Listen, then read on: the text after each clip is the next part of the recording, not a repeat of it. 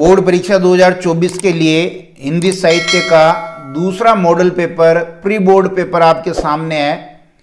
पहला pre board का paper आपने देख लिया होगा। ऐसे ही 5 प्री बोर्ड पेपर हम परीक्षा से पहले उपलब्ध करवाएंगे।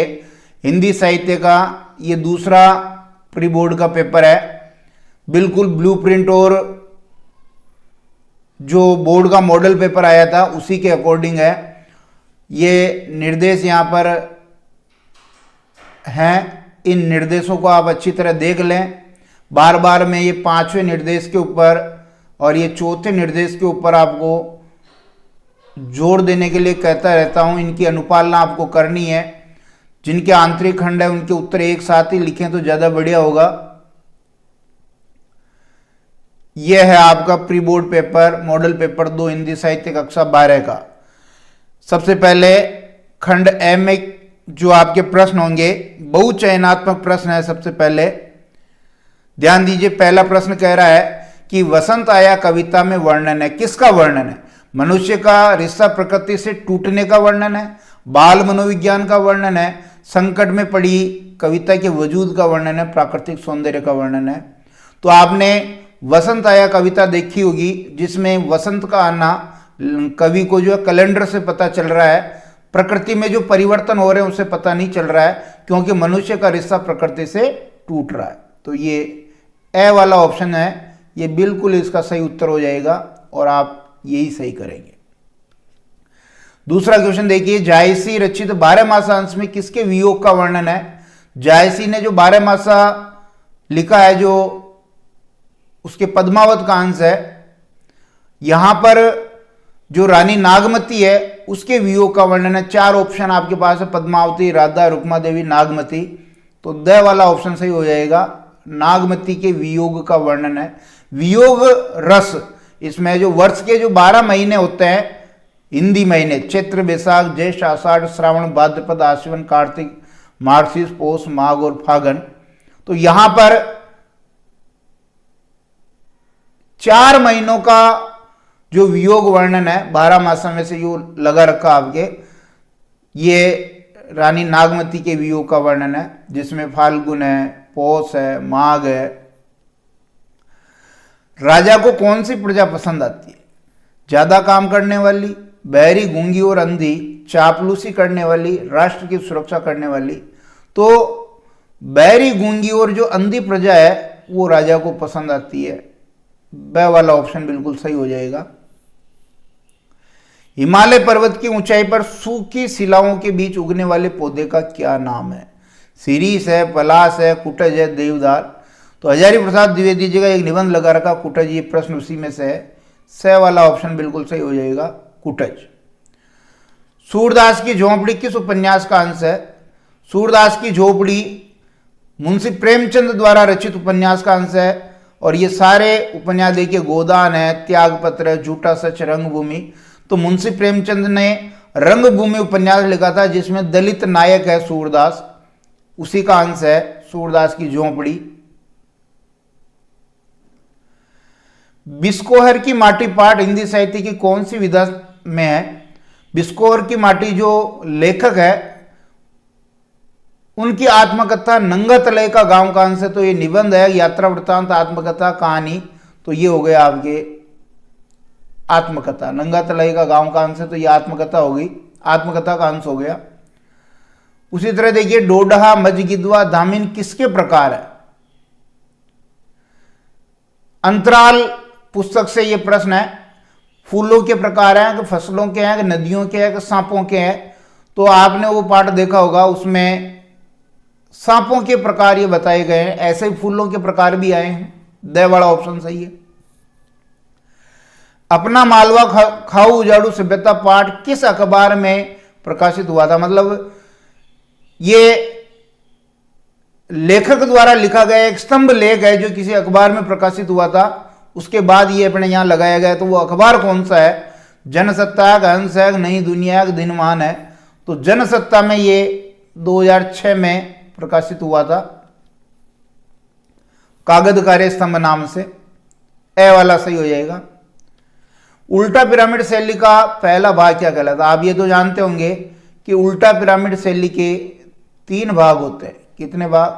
3 भाग। जो पहला भाग होता है वो क्या कहलाता है? फीचर, बॉडी, इंट्रो या समापन। तो पहले भाग को हम इंट्रो कहते हैं। पहला इंट्रो होता है, दूसरा बॉडी होता है और तीसरा समापन होता है। किसी समाचार पत्र या संगठन के नियमित वेतनभोगी पत्रकार को क्या कहते हैं? फ्रीलांसर कहते हैं, अंशकालिक कहते हैं, स्वतंत्र कहते हैं, पूर्णकालिक। तो वो कहलाते हैं पूर्णकालिक पत्रकार। क्या कहलाते हैं? पूर्णकालिक पत्रकार उनको हम कहते हैं। कारोबार और व्यापार से संबंधित खबर का संबंध किससे है? कृषि क्षेत्र से, आर्थिक क्षेत्र से, राजनीतिक क्षेत्र से, खेल क्षेत्र से। तो कारोबार और व्यापार की खबरें आर्थिक क्षेत्र से जुड़ी होती है। ब वाला ऑप्शन बिल्कुल सही है। 12वां बहुचयनात्मक प्रश्न हो गया कि कहानी का प्रारंभिक नक्शा क्या कहलाता है? संवाद, चरित्र चित्रण, कथानक या द्वंद्व। तो कथानक कहानी का प्रारंभिक नक्शा कहलाता है और द्वंद्व तो कहानी के लिए बहुत जरूरी है। कथानक को आगे बढ़ाने में किसी का महत्वपूर्ण योगदान रहता है तो द्वंद्व का रहता है। दूसरे प्रश्न में आपके रिक्त स्थान है। पहला रिक्त स्थान है कि कोमलकांत पदावली वाली रचना खालिस्तान काव्य गुण की मानी जाती है। कौन सी काव्य गुण वाली रचना जो है कोमलकांत पदावली वाली होती है? तो माधुर्य गुण वाली। आप एक बार समझ लीजिए, कोमलकांत पदावली माधुर्य गुण में होती है। कठोर जो शब्दावली होती है, कठोर वर्ण होते हैं, ये ओज गुण में होते हैं। और जिनका अर्थ तुरंत स्पष्ट हो जाए, अर्थ तुरंत स्पष्ट हो जाए, वो होता है आपका प्रसाद गुण। ये तीनों ध्यान रखेंगे। लोक व्यवहार में अप्रयुक्त शास्त्रीय शब्दों का प्रयोग होने पर कौन सा दोष होता है?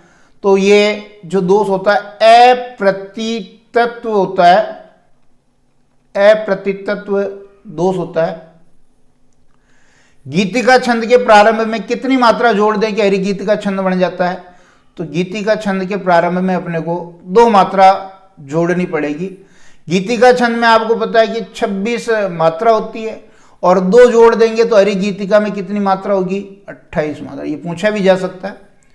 द्रुत विलंबित छंद के प्रत्येक चरण में कितने वर्ण होते हैं? चूंकि ये वर्णिक छंद है तो इसमें 12 वर्ण होते हैं। और अगर गण पूछे तो नगण, नभो बरो आपको याद होगा, नगण, बगण, बगण और रगण, ये नभो बरो। अप्रस्तुत के वर्णन द्वारा प्रस्तुत का बोध करवाने पर कौन सा अलंकार होता है? बहुत ही इंपॉर्टेंट प्रश्न है। इसकी परिभाषा भी पूछ सकता है वो। अन्योक्ति अलंकार कहलाता है। क्या कहलाता है? अन्योक्ति। अप्रस्तुत के द्वारा प्रस्तुत का बोध करवाना अन्योक्ति अलंकार। मेघमय आसमान से उतर रही वह संध्या सुंदरी परी सी, काव्य पंक्ति में कौन सा अलंकार है? काव्य पंक्ति में मानवीकरण अलंकार है। ध्यान दीजिए, यहां पर ये परी सी आया तो यहां उपमा भी है, लेकिन अपने पाठ्यक्रम में उपमा अलंकार नहीं है, तो मानवीकरण अलंकार ही हम करेंगे। तीसरा प्रश्न आपके अपठित गद्यांश का है। इस अपठित गद्यांश को आपको अच्छी तरीके से 3 बार पढ़ लेना है। जितना अर्थ आए उसको समझने की कोशिश करनी है और उसके बाद ये प्रश्न जो है इनके उत्तर देखने हैं। पहला प्रश्न कह रहा है कि लक्ष्य पाने के बाद क्या करना चाहिए? तो देखिए यहां पर आया है कि लक्ष्य पाने के बाद भी भविष्य की ओर देखना बंद नहीं करना चाहिए, नहीं तो सफलता क्या हो जाएगी? कुंठित हो जाएगी। ऐसा नहीं कि लक्ष्य प्राप्त कर लिया हम अब बैठ जाएं, नहीं। लक्ष्य जैसे ही प्राप्त हो जाए पुनः अपन नया लक्ष्य बनाएं और उसकी ओर अग्रसर होने लग जाए। भविष्य की ओर देखना बंद नहीं करें। दूसरा प्रश्न कह रहा है कि सफलता के बारे में क्या कहा गया है? तो थोड़ा सा अगर हम गद्यांश की ओर ध्यान देंगे तो सफलता के बारे में क्या कहा गया है कि सफलता मात्र एक सीढ़ी नहीं है, ये अंतहीन सिलसिला है जो हर सीढ़ी के बाद आपको नया आत्मविश्वास देता है। इसका मतलब यह है कि सफलता मात्र एक सीढ़ी नहीं है, ये अंतहीन सिलसिला है जो चलता रहता है। आगे से आगे नए लक्ष्य तय होते हैं। फिर कह रहा है निराशा को सफलता के लिए सबसे घातक क्यों कहा गया? भाई निराशा सफलता के लिए घातक क्यों है? तो यहां आया देखिए, निराशा सफलता के लिए सबसे घातक है क्योंकि निराश व्यक्ति समर्थ होने पर भी असमर्थ हो जाता है। अगर वो निराश हो जाएगा, भले ही वो कैपेसिटी वाला है, समर्थ है, लेकिन वो फिर अपनी मंजिल को प्राप्त नहीं कर पाएगा। इसलिए निराशा से बचना जरूरी है। अपने उद्देश्य के प्रति समर्पित और स्पष्ट होने पर हमें क्या करना चाहिए? यदि हम अपने उद्देश्य के प्रति समर्पित और स्पष्ट हैं तो हमें क्या करना चाहिए? एक तो विरोधों की परवाह नहीं करनी चाहिए। क्या नहीं करनी चाहिए? विरोधों की परवाह नहीं करनी चाहिए। और अगर कोई हमारी स्वस्थ आलोचना कर रहा है और कोई स्वार्थहीन होकर के हमें कह रहा है तो हमें उसकी बात सुनना चाहिए, उसको उपेक्षित नहीं करना चाहिए, क्योंकि वो हमारे फायदे के लिए ही है। उपयुक्त गद्यांश का शीर्षक लिखिए। तो इसका शीर्षक हो जाएगा सफलता सफलता एक अंतहीन सिलसिला।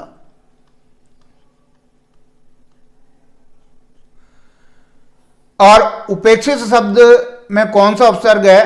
तो ध्यान दीजिए, उपधन इक्षित,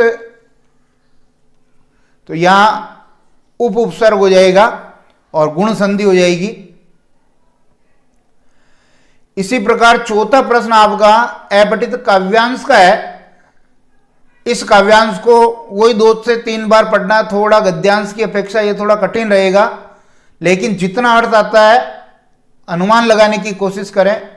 फिर प्रश्नों को देखें कि ये कह रहा है कि इतिहास किस बात का साक्षी है। यहां आया देखिए, ये कह रहा है कि इतिहास किस बात का साक्षी है? कि इतिहास हमारे सबसे पहले जागने का साक्षी है। सबसे पहले जागने का साक्षी है। इसका मतलब क्या है? इसका मतलब यह है कि सबसे पहले ज्ञान प्राप्ति हमने की, सबसे पहले ज्ञान प्राप्ति हमने की, इस बात का इतिहास साक्षी है। या फिर हमारी सभ्यता सबसे प्राचीन है, हमारी जो सभ्यता है सबसे प्राचीन है, इतिहास इस बात का साक्षी है।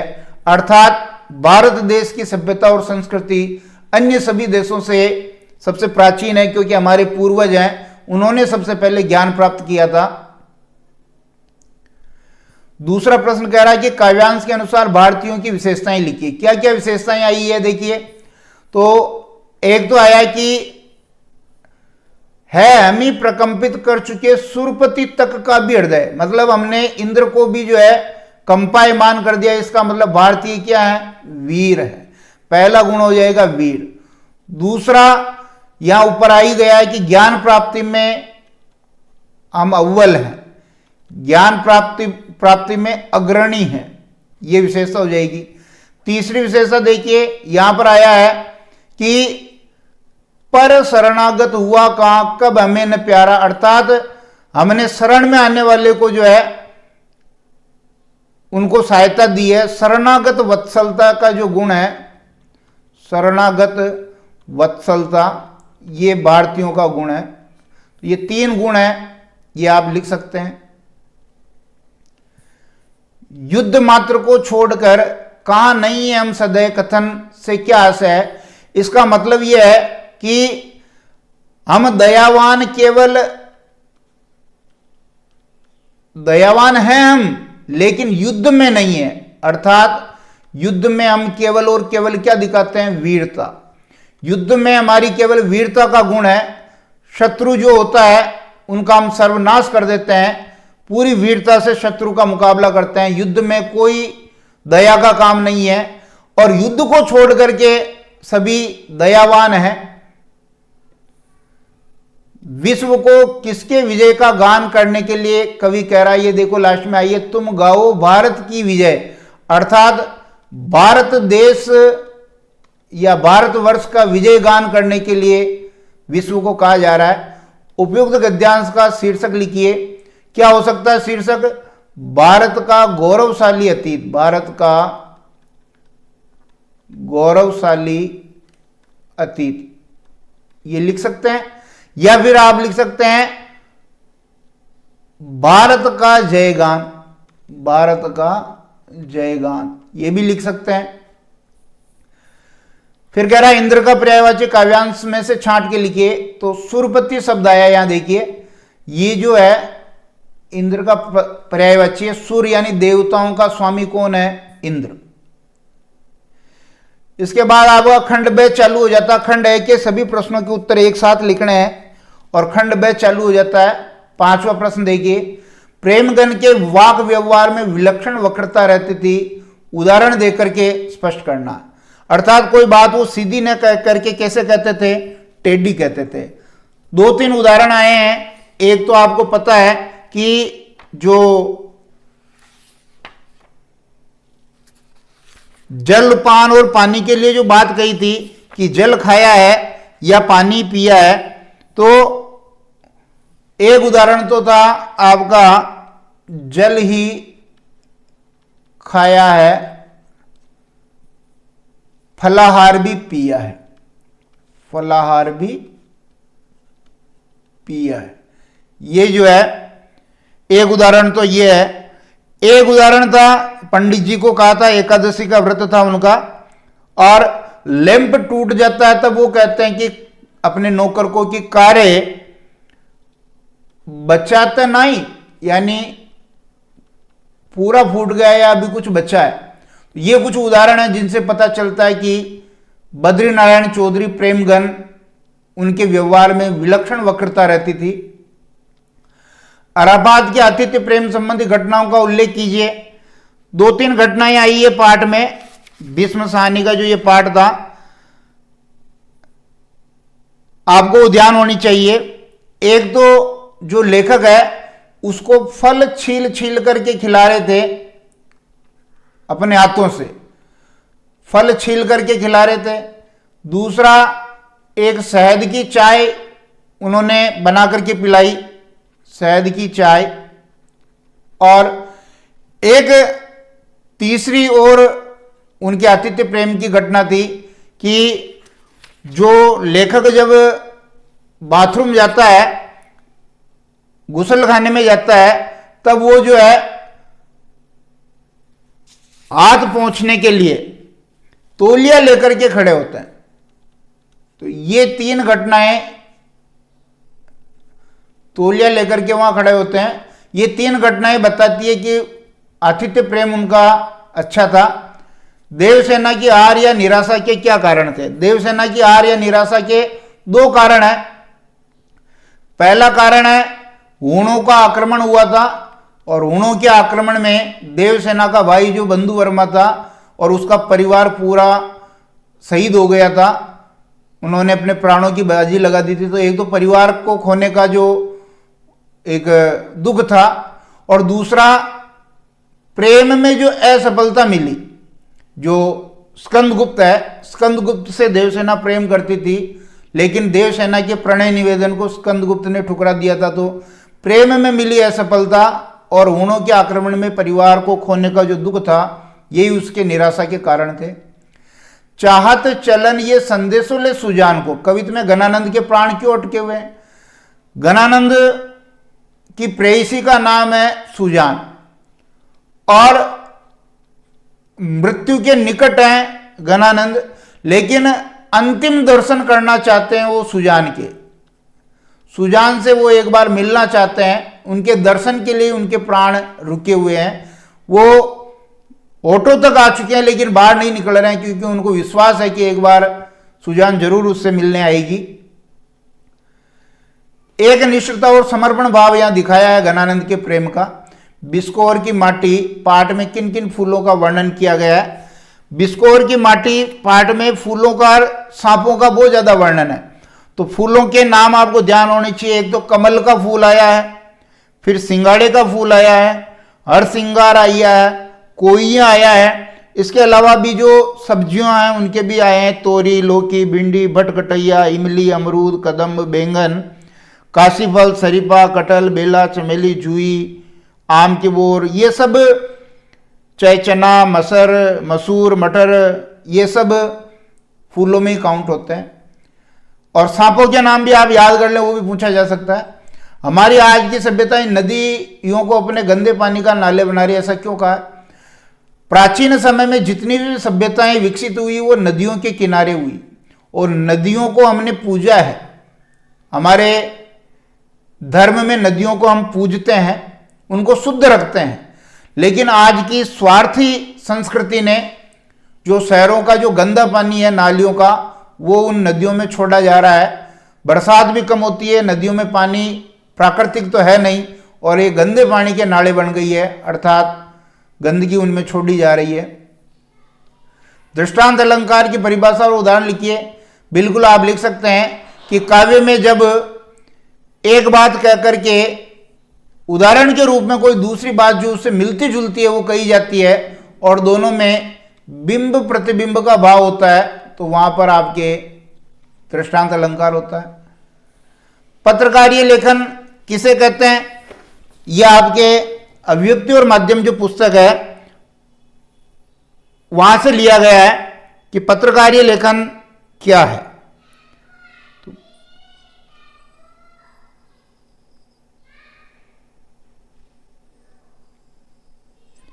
अखबार या अन्य समाचार माध्यमों में काम करने वाले जब पत्रकार अपने पाठकों, दर्शकों और श्रोताओं के लिए सूचनाएं पहुंचाने के लिए लेखन करते हैं, जो विभिन्न शैलियों में होता है, संपादकीय, समाचार, फीचर, ये सारा कहलाता है पत्रकारीय लेखन। विशेष लेखन और सामान्य लेखन के बीच बुनियादी फर्क क्या है? तकनीकी शब्दावली का।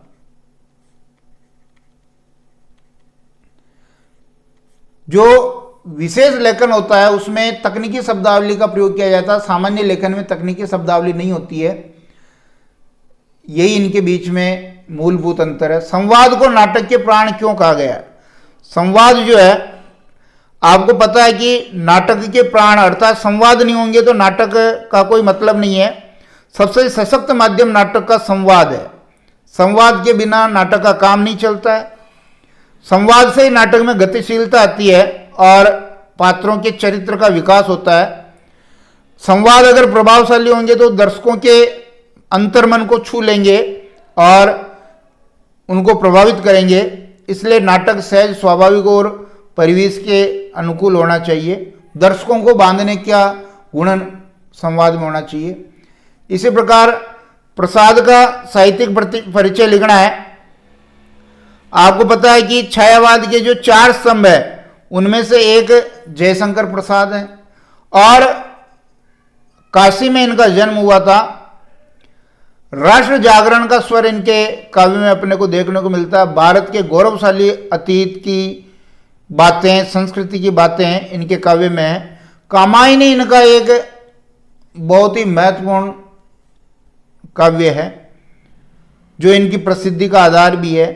बाकी बहुत सारे झरना, आंसू, लहर, कामायनी ये इन्होंने लिखे। नाटक भी लिखे हैं, स्कंदगुप्त, चंद्रगुप्त, ध्रुव स्वामिनी, जन्मेजय का नाग यज्ञ, अजातशत्रु। कहानियां भी लिखी है, छाया, प्रतिध्वनि, आकाशदीप, आंधी, इंद्रजाल। इसी प्रकार हजारी प्रसाद द्विवेदी जी का देखिए। हजारी प्रसाद द्विवेदी जी गद्य साहित्य के लिए फेमस हैं और 1907 में इनका जन्म हुआ था उत्तर प्रदेश में। गद्य साहित्य में इनका बहुत ही बड़ा योगदान है। अशोक के फूल, कल्पलता, विचारों वितर्क, कुटज, आलोक पर्व ये इनके निबंध संग्रह हैं। उपन्यास के लिए बहुत फेमस हैं ये। उपन्यास भी इन्होंने बहुत शानदार लिखे। बाण भट्ट की आत्मकथा, चारूचंद्र लेख, पुनर्नवा, नामदास का पोता, और अनुवाद इन्होंने बहुत ज्यादा किया। भक्तिकालीन जो काव्य लिखा गया था उस पर इन्होंने अपने विचार भी रखे हैं।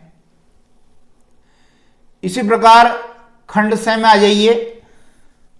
फणीश्वर नाथ रेणु की कहानी संवदिया। इसमें मानवीय संवेदना की गहन एवं विलक्षण पहचान वाली कहानी बताइए। बिल्कुल आपको बता देना है। संवदिया जो संवाद ले जाने का काम करता है।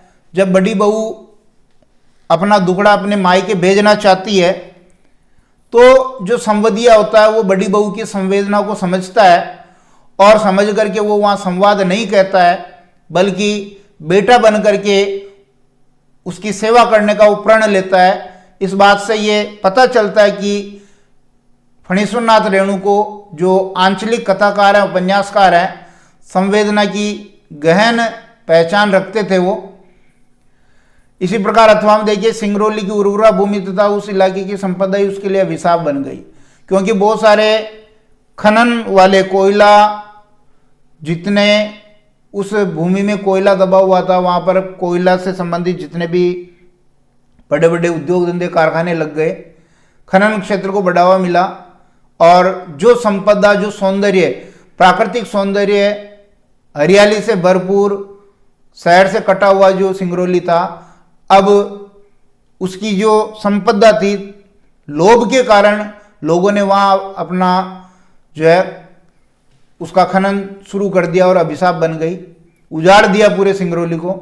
सरोज स्मृति कविता में एक पिता के विलाप को अपने शब्दों में लिखे। निराला की यह कविता है, उनकी पुत्री थी सरोज, उसके दिवंगत होने पर निराला ने विलाप के रूप में यह कविता लिखी है। छायावाद का शोक गीत कहलाता है। किस प्रकार नवविवाहिता सरोज को याद करके वो ये कविता लिखते हैं और कहते हैं कि दुख ही जीवन की कथा रही, अर्थात निराला ने अपने जीवन में बहुत सारे परिजनों के मृत्यु को देखा है, सरोज ने बिल्कुल उनको तोड़ दिया था। तो एक पिता का विलाप ही है। बहुत कुछ करना चाहते थे निराला सरोज के लिए, लेकिन वो कुछ कर नहीं पाए, इसका उन्हें पछतावा भी है। रागो एक बार फिर आओ पद में नीत करुणा भाव के संदेश को अपने शब्दों में लिखिए।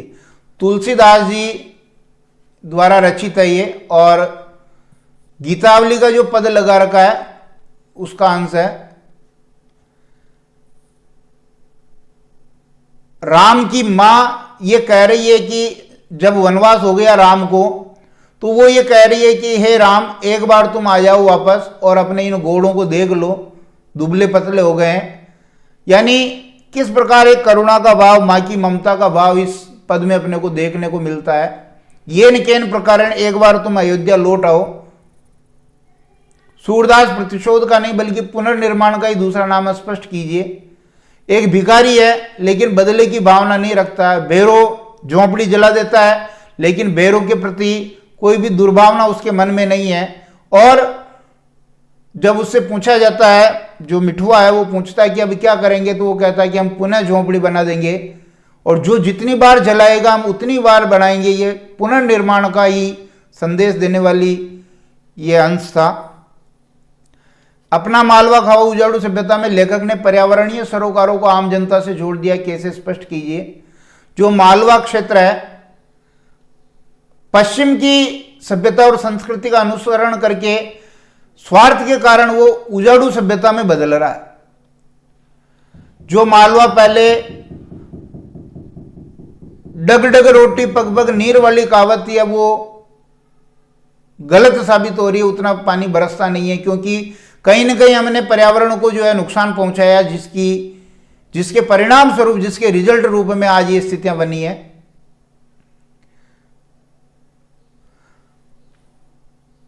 व्याख्या करनी, ये जन है गाता गीत जिन्हें फिर और कौन गाएगा, ये अज्ञेय जी का पाठ है।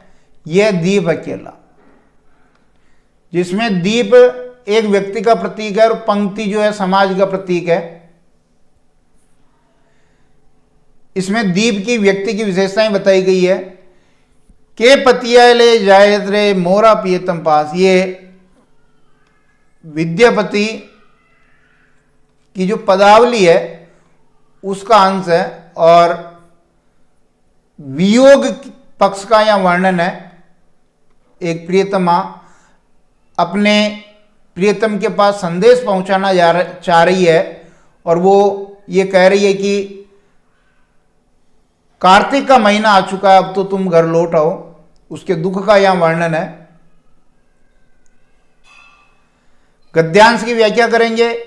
धर्म के रहस्य जानने की इच्छा प्रत्येक मनुष्य नहीं करे। गुलेरी जी का जो पाठ है,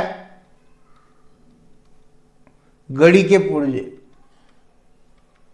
लघु निबंध है, उसका यह अंश है। इसी प्रकार भीड़ लड़के ने दिल्ली में भी देखी थी। बहुत ही सुंदर कहानी है दूसरा देवदास। ममता कालिया की कहानी है। और जो हर की पौड़ी हरिद्वार है, वहां पर भीड़ जो इकट्ठा हो रही है, वहां की भीड़ में और वो जो संभव था जिसको दूसरा देवदास कहा गया था, संभव और पारो, तो ये संभव दिल्ली का रहने वाला था। तो ये कह रहा है कि दिल्ली की भीड़ अलग है, स्वार्थ में डूबी हुई है, जबकि हर की पौड़ी हरिद्वार में जो भीड़ है वो स्वार्थ में नहीं डूबी हुई है, एक सूत्रता में बंधी हुई है।